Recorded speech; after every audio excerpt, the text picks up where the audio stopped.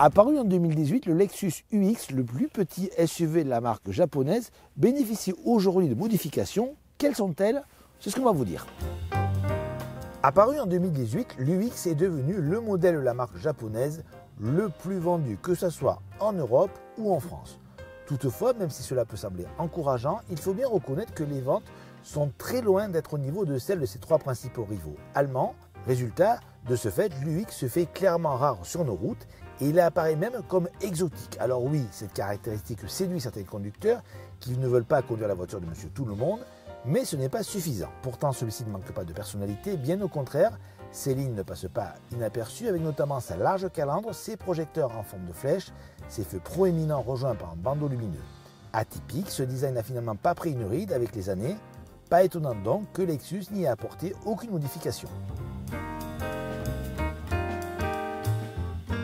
C'est finalement à l'intérieur que se trouvent les principales transformations de ce nouveau UX qui adopte enfin un écran multimédia tactile. Fini le pad implanté au niveau de la console centrale qui était peu intuitif et pas évident à utiliser. Enfin donc un écran tactile. C'est rendu possible grâce à une augmentation de la dimension. Les écrans suivant les finitions varient entre 8 et 12 pouces.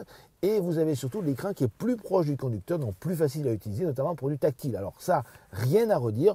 On retrouve malheureusement toujours des soucis d'ergonomie avec des positionnements de commande un petit peu on va dire particulières. C'est le cas par exemple de la commande de l'ESP ou des modes de conduite qui sont implantés sur le haut de l'instrumentation. Instrumentation numérique et plutôt bien lisible qui peut être suppléée par un affichage tête haute.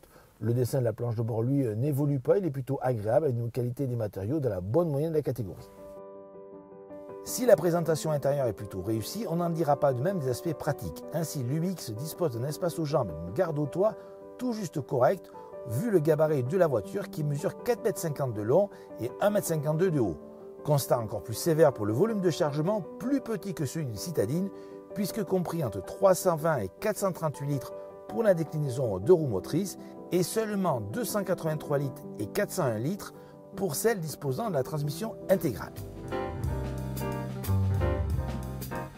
L'UX est disponible avec deux moteurs, un hybride de 184 chevaux et une version 100% électrique qui hérite d'une nouvelle batterie qui lui permet de faire progresser l'autonomie de 40% pour atteindre 450 km.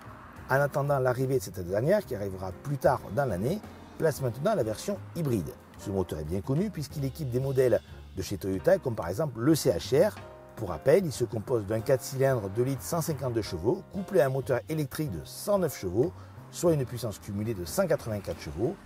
Et l'UX est disponible également en 4 roues motrices. Dans ce cas, il y a un deuxième moteur électrique qui est implanté sur l'essieu arrière qui vient aider le premier. Mais aujourd'hui, nous avons laissé la version 2 roues motrices. Pas de surprise au niveau de la conduite de ce UX qui n'a pas évolué dans ce domaine. Comme tous les véhicules du groupe Toyota, on retrouve un moteur hybride avec une transmission qui a un petit peu un effet pervers, à savoir l'impression toujours qu'elle mouline dès qu'on accélère un petit peu trop fortement. Résultat, on lève un petit peu le pied droit pour ne pas être pénalisé par cette sonorité trop importante. Mis à part cela, l'UX est vraiment fait pour faire du confort sur la route. C'est une mission réussie dans ce domaine-là, où on a un véhicule qui était plutôt bien sonorisé, bien amorti, avec des sièges relativement confortables, bonne insonorisation aussi phonique et des bruits de roulement. Alors certes, le moteur et aussi le véhicule dans sa globalité ne sont pas les plus dynamiques de la catégorie. Toutefois, on ne peut que saluer la consommation très intéressante, puisqu'aujourd'hui, sur notre essai, on est aux environs de 6 litres au 100, ce qui va très très bien pour un véhicule de 184 chevaux. Donc le bilan global est plutôt convaincant, même si ce UX n'est pas le plus excitant à conduire. Comme on pouvait s'y attendre, pas de révolution sur la QV 2023 de ce Lexus UX. Beaucoup de modifications à l'intérieur. Malheureusement, les aspects pratiques sont plutôt restreints. Il y a toujours cette transmission qui ne fait pas l'unanimité. Le look, lui, est atypique. Les qualités routières plutôt bonnes avec une excellente consommation. Les tarifs, eux, augmentent. Malheureusement, ils débutent à partir de 42 000 €.